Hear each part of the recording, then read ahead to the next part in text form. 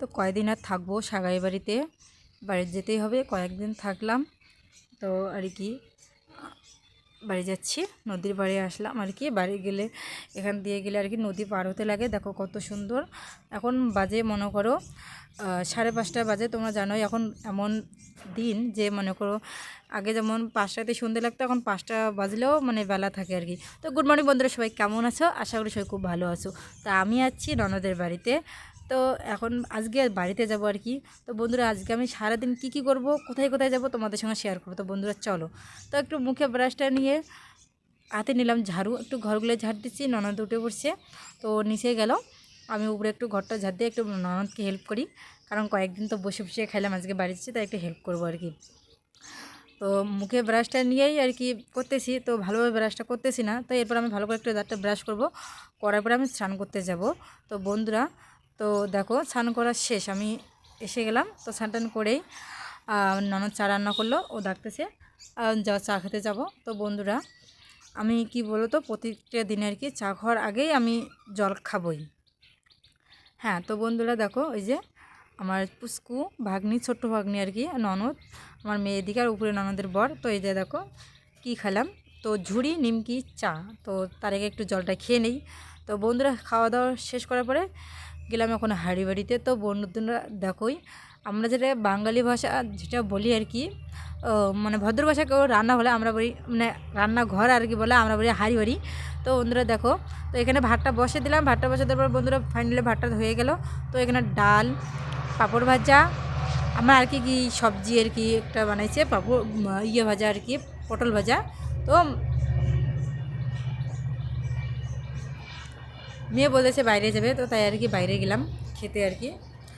তো বন্ধুরা তারপরে 10:30 বাজে আর কি, এত পরিমাণে বৃষ্টি। তো বন্ধুরা কি বলবো, তোমরা কিন্তু দেখতেই পারছো এত বৃষ্টি।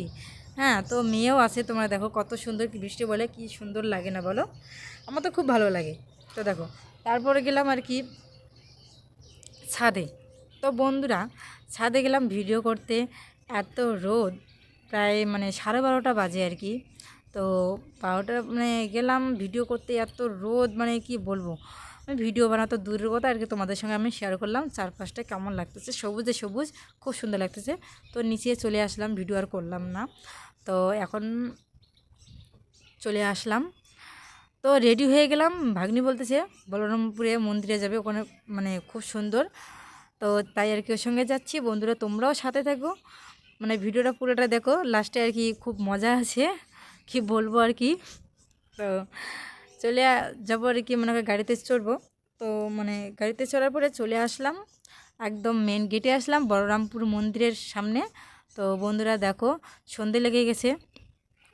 সন্ধে লাগা যাওয়ার পরে মানে ঠিকঠাক মানে দেখা যাচ্ছে না। তো মন্দিরে আর কি সব দরজা লাগানো আর কি দেখো,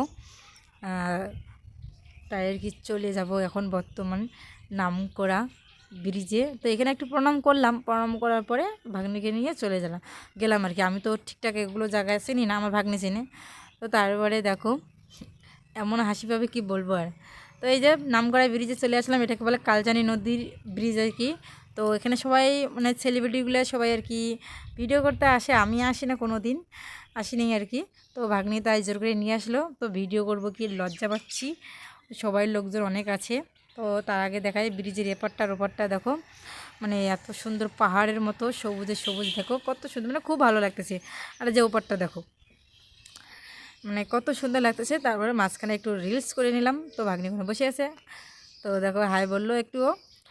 তো বন্ধুরা ফাইনালি চলে আসলাম, এখন বাজে আর কি প্রায় 6:30 বাজে। দেখো 6:30টার মধ্যে তো আবার যে ঘাট পরে চলে আসলাম, এখন আমরা বাড়ি যাব।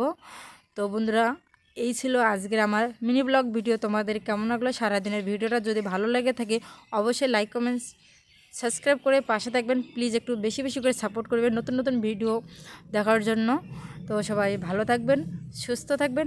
আর কারা কারা কোথা থেকে ভিডিওটা দেখতেছো অবশ্যই কিন্তু কমেন্ট করে জানাবেন। Bye bye.